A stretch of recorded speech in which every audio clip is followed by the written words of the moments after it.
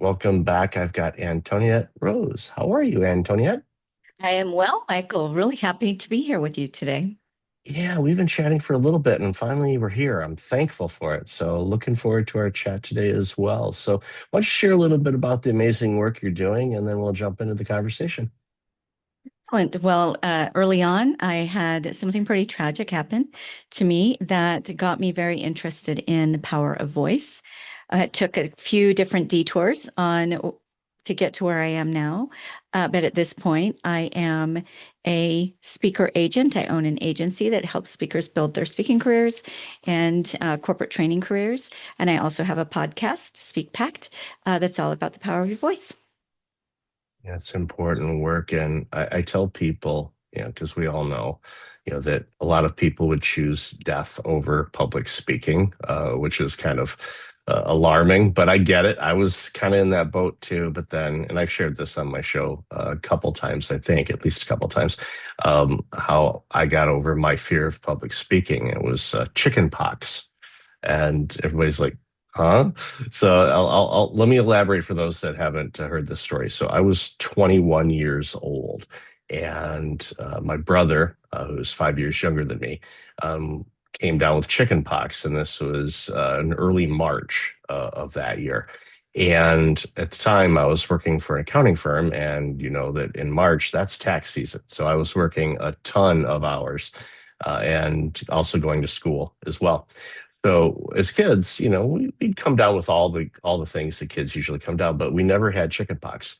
Even though we were exposed to our cousins and friends that had them, we never came down with them. So he got them at 16, and he listened to our parents. Well, share with your brother, and he shared with me, and I had them, and it was not pretty. When you're an adult at that age and having chickenpox, it was not a pleasant sight to say the least.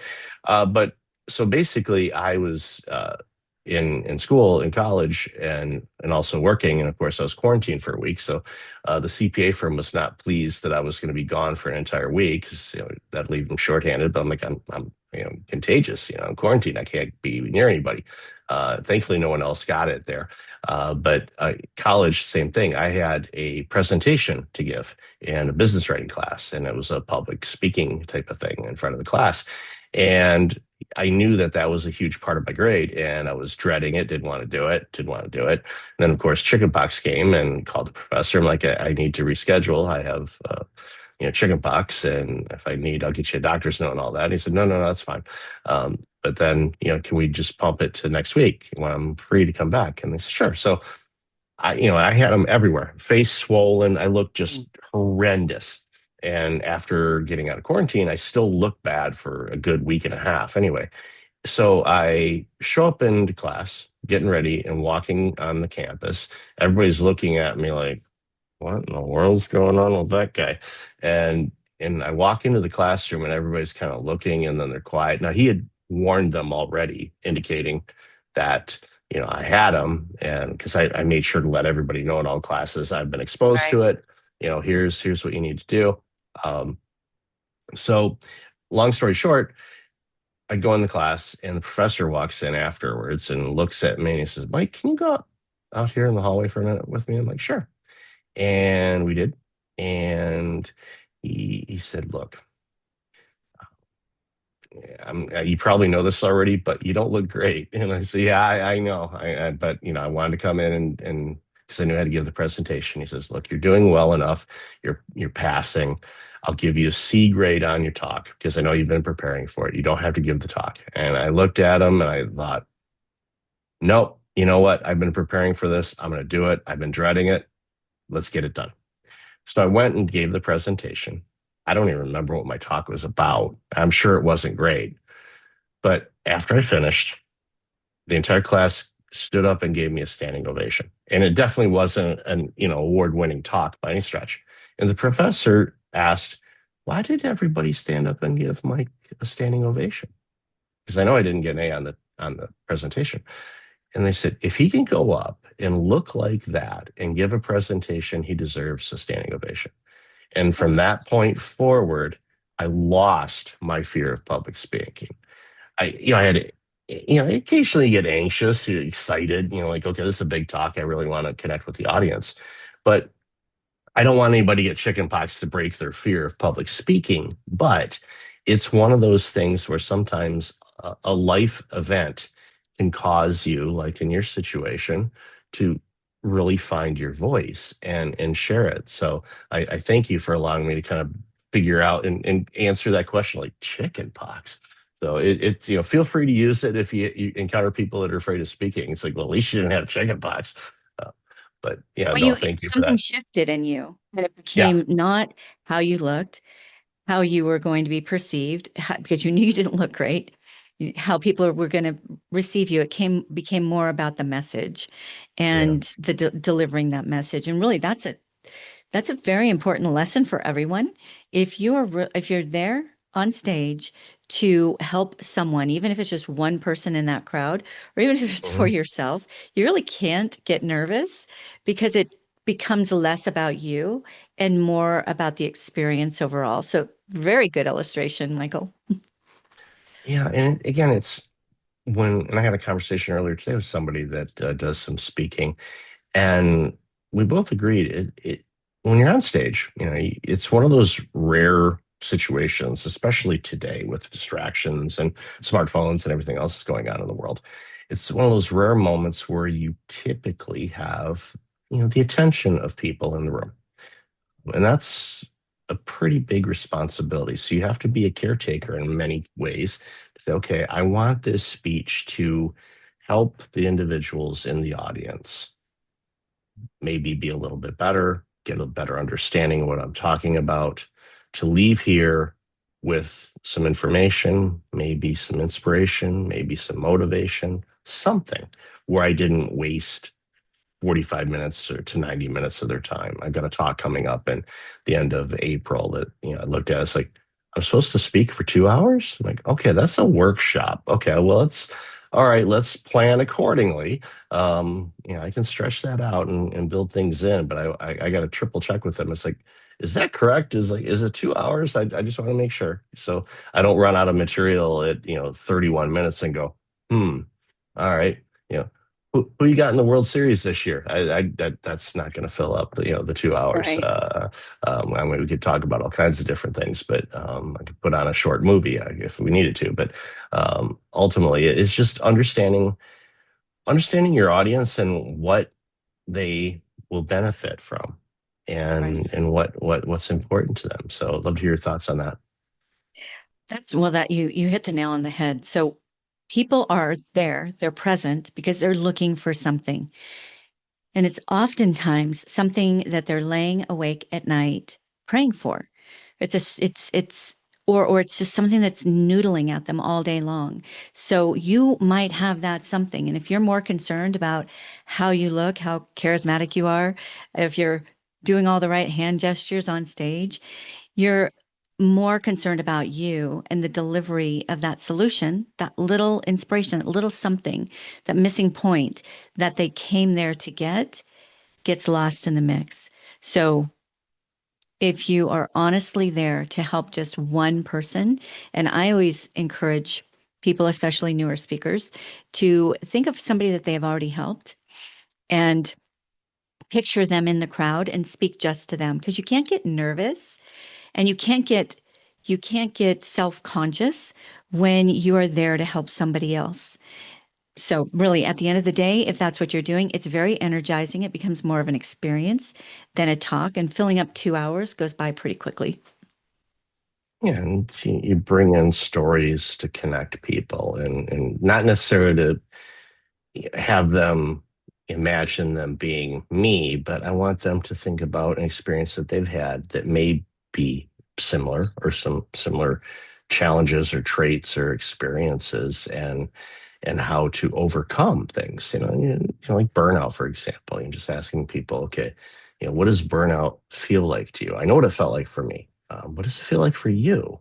Because your experience might be a lot different from mine, or there could be a lot of similarities. I'm not sure which, but for me, when people feel comfortable and to share and kind of open up and reflect on whatever we're talking about, it could be burnout, it could be workplace culture, it could be team dynamics, it could be how to get over the fear of AI taking over our jobs. As long as they continue to pay me, it can do my job. I'm not adverse to it doing my job, but I need the currency units in order to do the things I need to do and want to do in life.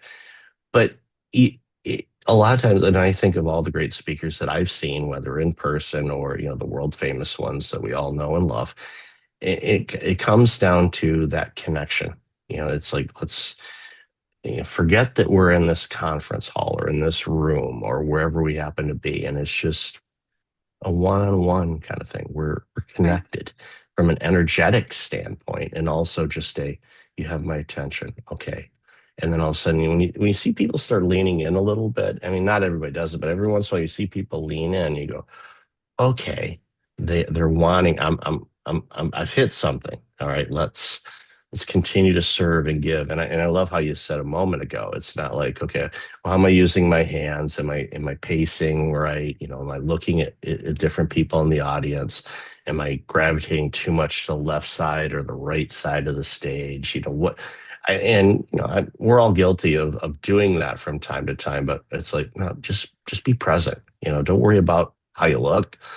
You look how you look, and hard to change it when you're up on stage. It's like, okay, wardrobe, no, it's not going to work. That's true. Yeah, Add yeah. that It's like, extra oh, 10 pounds. it's like, I wore the wrong shoes. It's like, I forgot the belt. Please, pants, please, please, please, please, please. It's like, yeah, you make sure you pack that stuff because that's why, us road warriors, our luggage is like, wow, you have a system. Yeah, it's a system because we got tired of going to the mall or CVS or something when we got into town to buy something that we forgot. It's like we're getting tired of that. We just want to get there, get prepped, do the ironing of the wardrobe, get everything prepped, and make sure that we know what we're talking about when we jump up on that stage. So, what are some of the, because again, you've been in the speaking business for quite some time. What are you seeing lately? I know before pandemic and once the pandemic eased up where we could actually go and speak again in public and not through a Zoom screen, it was an interesting time. I remember I spoke in Florida right after it was, I think, beginning of 2022, if I remember correctly, January 2022.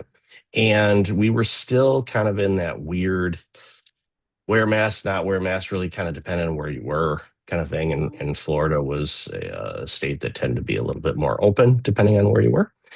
So it was kind of weird at first because you're like, where am I?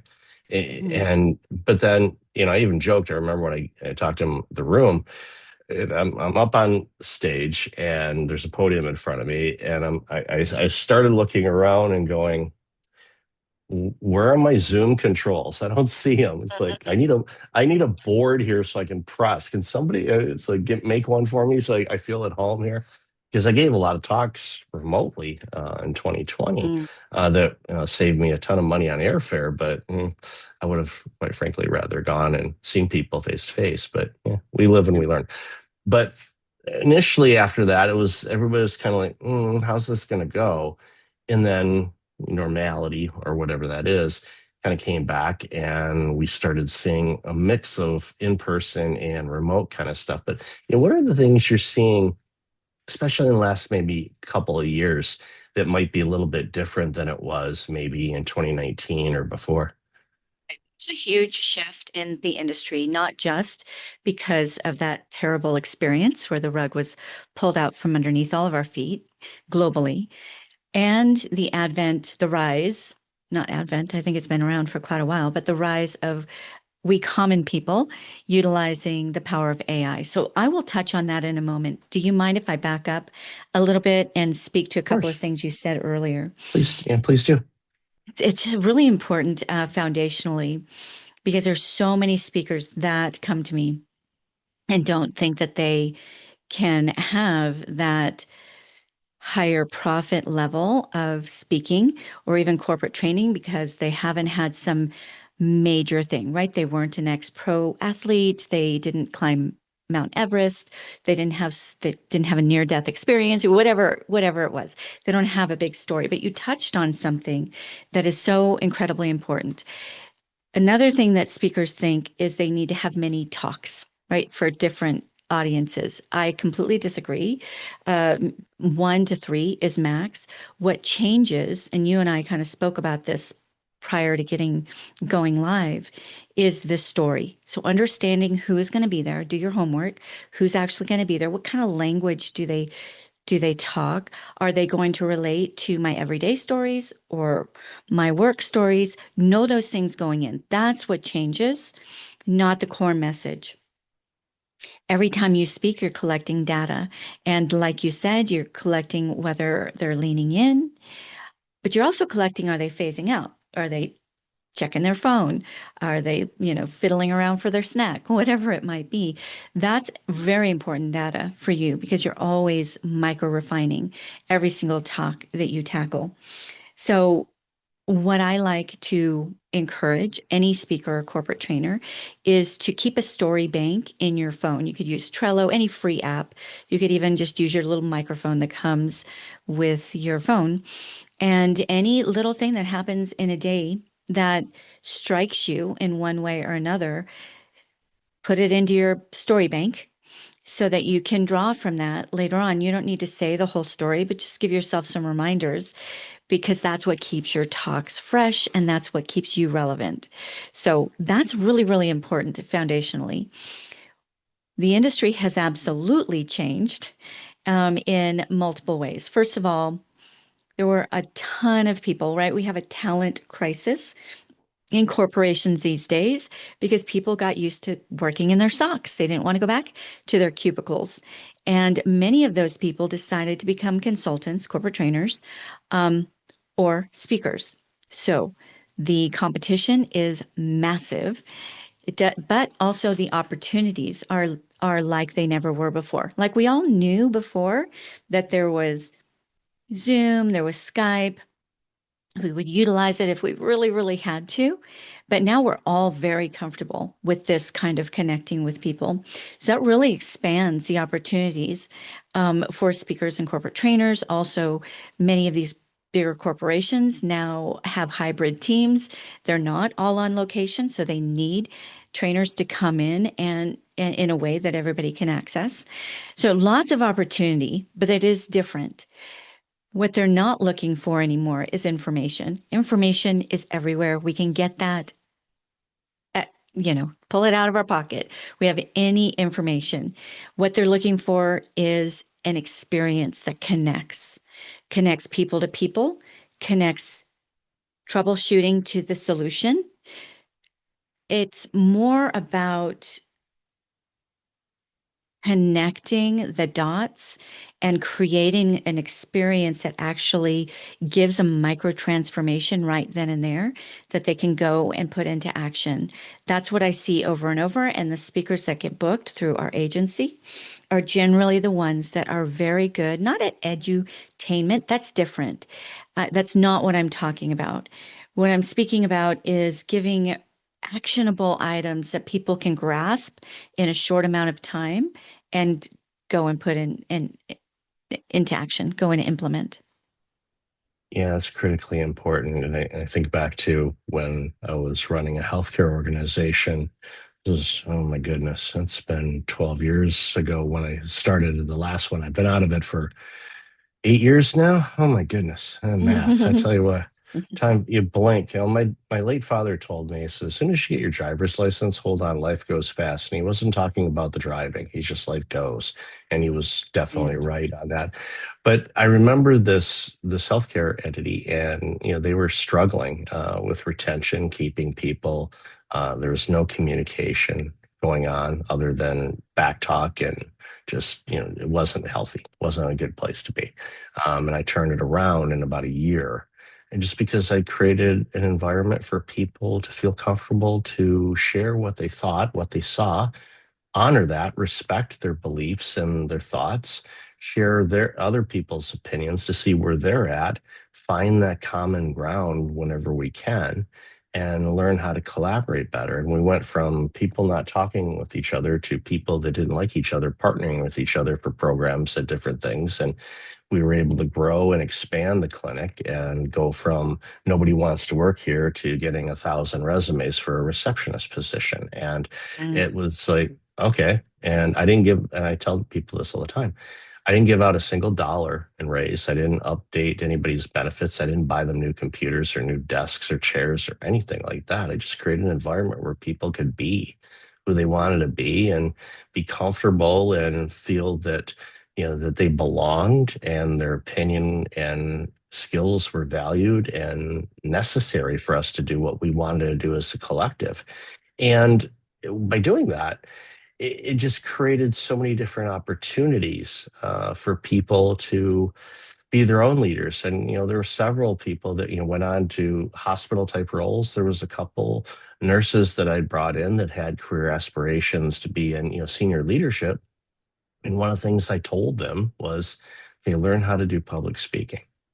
So go to Toastmasters if you want, or go hire somebody. I wish I would have knew you. I would just said, here, go talk to Antoinette because she would be able to guide you." But it was beautiful to watch. And it was just a creation of, okay, how do we make things better for these people? And it's the same thing when we give a talk or we're going in and doing a corporate training session is, all right, let's find some quick wins here.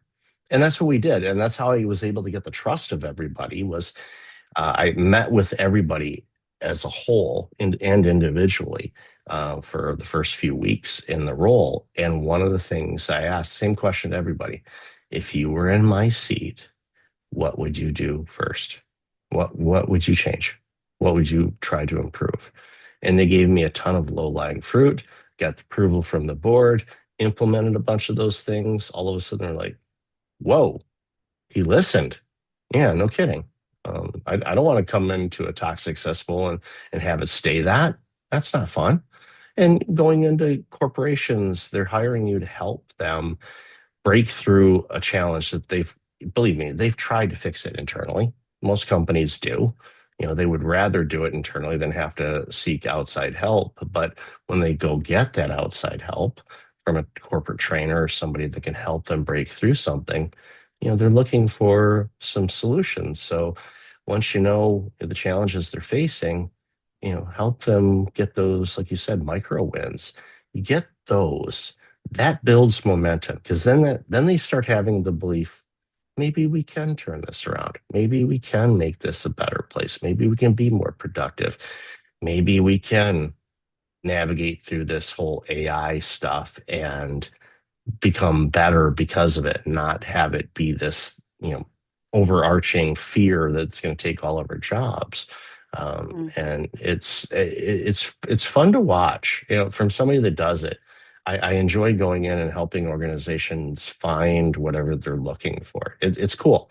I mean, what I get out of it is I just love seeing people happy and feel better about what they're doing because if they're making better products and services because of it, society, we all benefit from that. I want companies to be their best. Why? Because we get the good stuff. I don't want garbage. I want good stuff.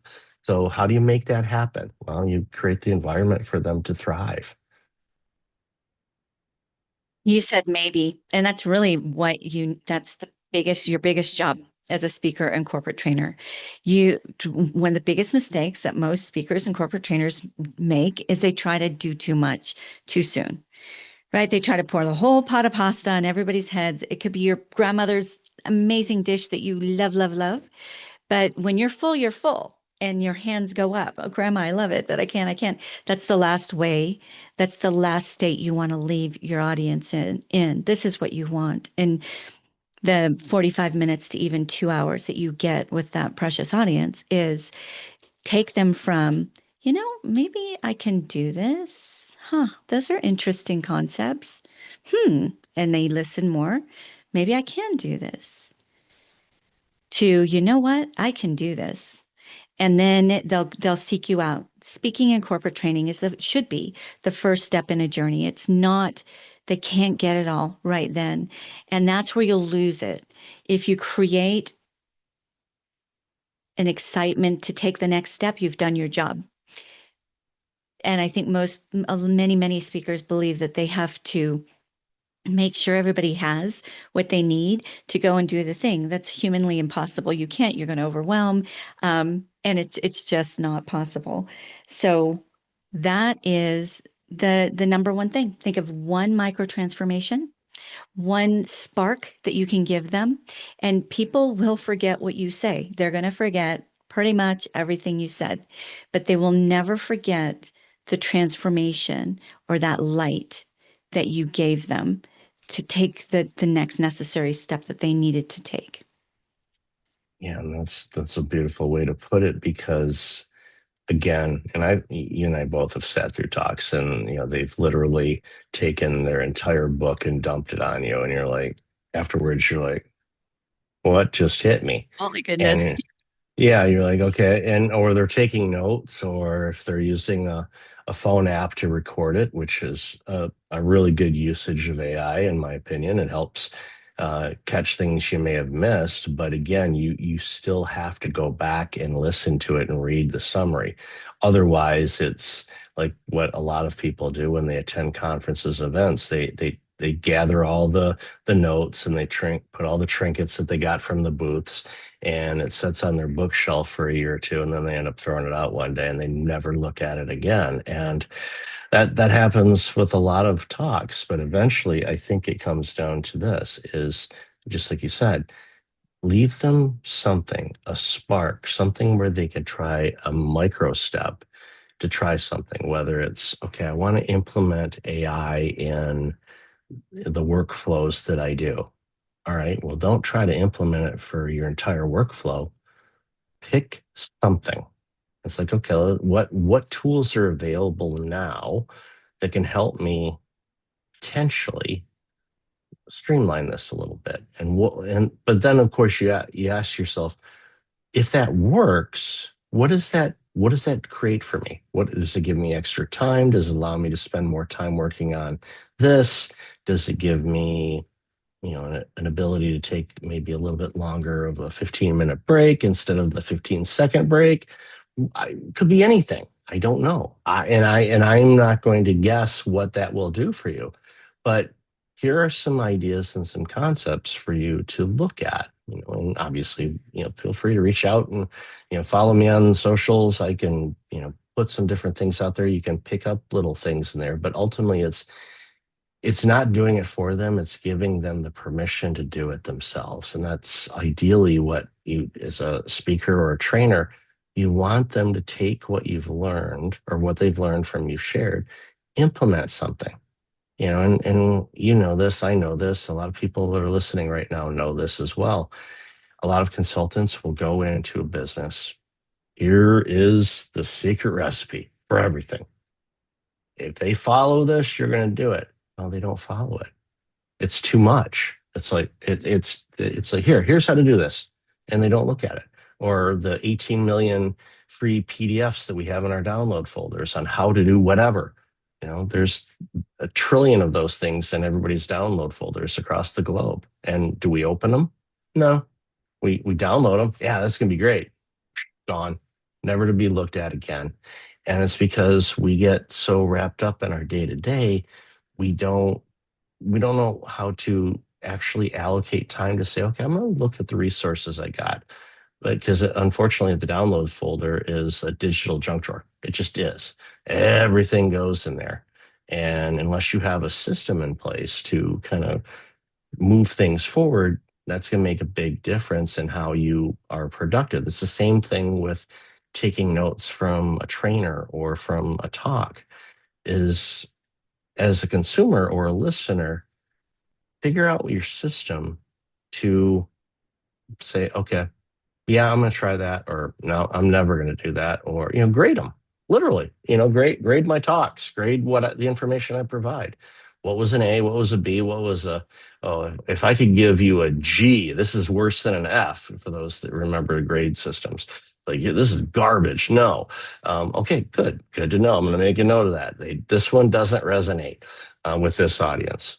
But again, it goes back to what we've talked about throughout our chat this day is ultimately it boils down to we as speakers or trainers are there to serve, to help those people get to where they want to be.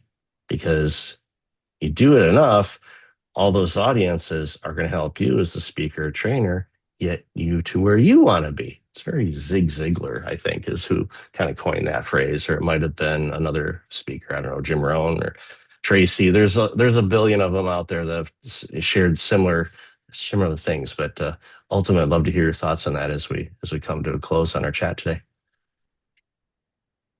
We touched on it a lot there, and essentially making a difference is exactly what you and I have been saying. It's not giving them the information, giving them the PDFs or a copy of your book, whatever it might be. It's giving them the belief in themselves that they can actually do the thing and they just need the very next step. That's all they need.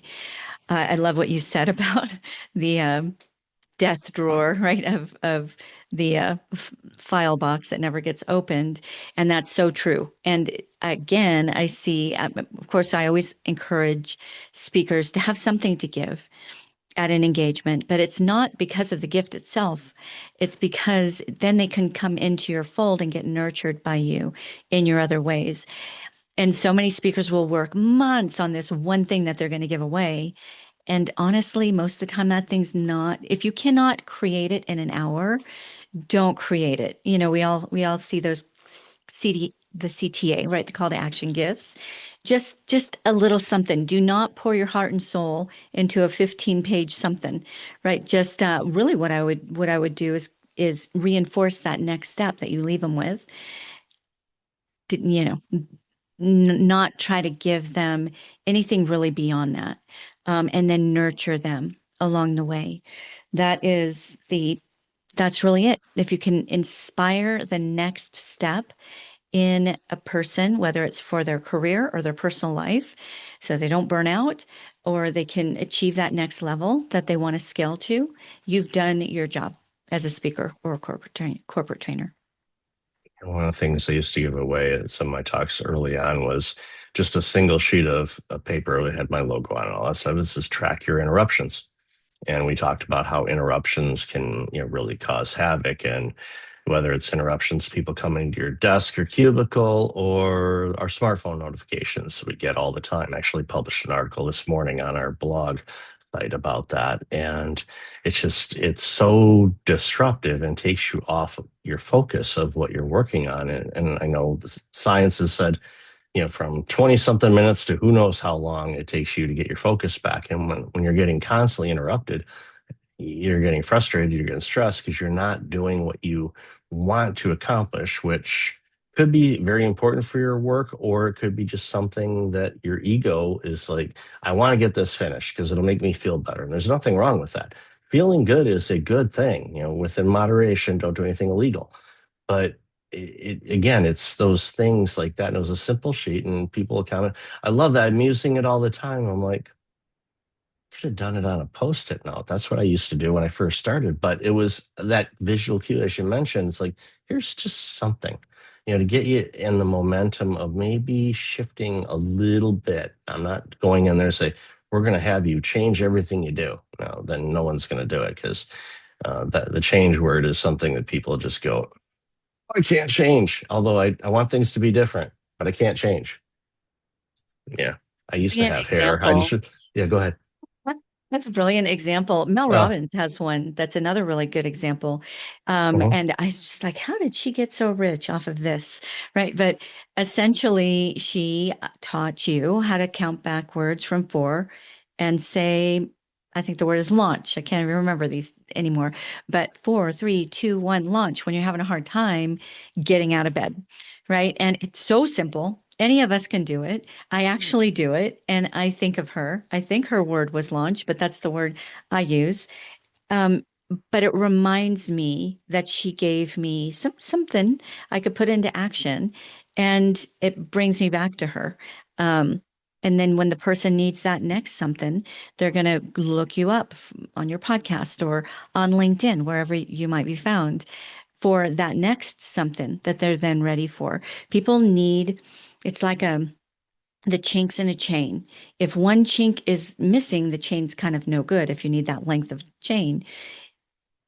They just need that next chink in the chain to get to the next one, to get to the next one. That's all. If the most powerful and memorable speakers and corporate trainers, they understand that.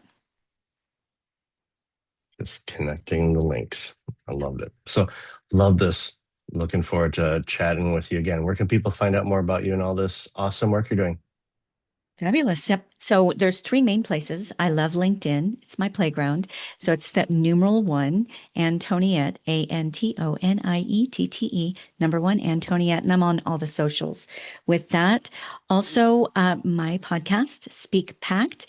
We're on this universal pact to make the greatest impact with the power of our voices as possible. And that relates to all leaders, whether you are ascend to be an actual speaker, you should know how to communicate effectively. And so Mhm. come on over to Speak Pact to see that. We're on all the majors. And then if you want to meet with me, it's speakerbooker.com, speakerbooker.com. So speakpact.com for the podcast, or just find me wherever you want to find me. Speakerbooker.com. We're about ready to put on there an assessment. You touched on this earlier, Michael, and it's so important. You can't be all things to all people. Find your lane and own Mhm. that lane. My assessment, 30 years in the making, a little over 30 years in the making, is going to help you do that. Based on who you are, what your non-negotiables are, who you want to help, how you want to help them. We kind of put all of that together and recommend where your best spaces are. Maybe corporate training isn't your thing. Maybe it's workshops or just keynoting, only keynoting. Or we're going to kind of map that out for you. And then you get to meet with my talent manager who can hone in on the numbers. So what is it? What does that mean? What can I charge for those kinds of things? So that's not live quite yet, but it will be at speakerbooker.com, probably within the next month from airing this and then forevermore. So those are the places you can find me, Speaker Booker, Speak Pact, or right there on LinkedIn, number one, Antoniette. Awesome. We'll definitely have all that in the show notes, and congratulations on the new launch. That's important work to help people, find their sweet spot, find where they naturally are great at, and also the audiences that are out there that desperately need it. It's critically important work.